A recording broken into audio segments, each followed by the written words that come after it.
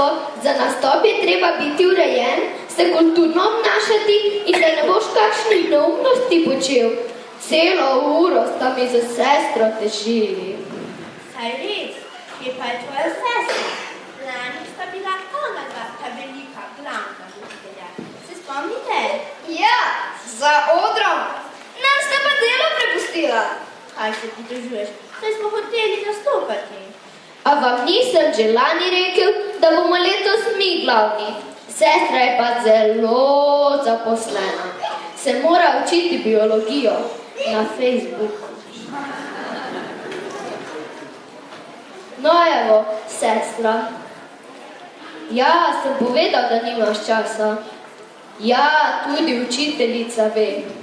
Ne, nič ne bo šlo narobe. Ja, obljubim, ti se kar uči, če verjameš. Ja, med naslednjimi ljudmi je res vse tako enostavno. Hej, začeti moramo. Hitro, kje je Max? On je na vrsti. Ni ga še, saj veš, da vedno zamuja. Ampak učiteljica bo... No, brez panike, saj...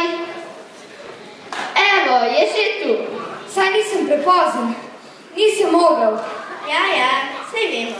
Letalo je imelo zamudo. Zdaj pa pohiti, ti si na vrsti. Kaj? A že? O ne, kje imam tisti listek? Napisal sem si, kaj moram reči, če bi slučajno pozabil. David, pomagaj mi na hitro. Jaz ne vem, ti si prvi na vrsti.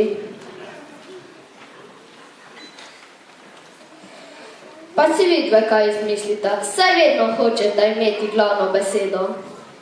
Učiteljica nam nikoli več ne bo pustila nastopati, če danes zamočimo.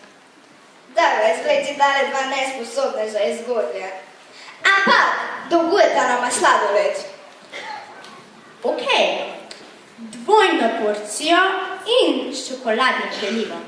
On je zamočil, on bo plačal. Spoštovani gledalci, mamice, očki, dedki, babice in sploh vsi. In nastopajoči, Veseli smo, da ste prišli. da bomo danes znova skupaj preživeli lep večer pod mavrico prijateljstva.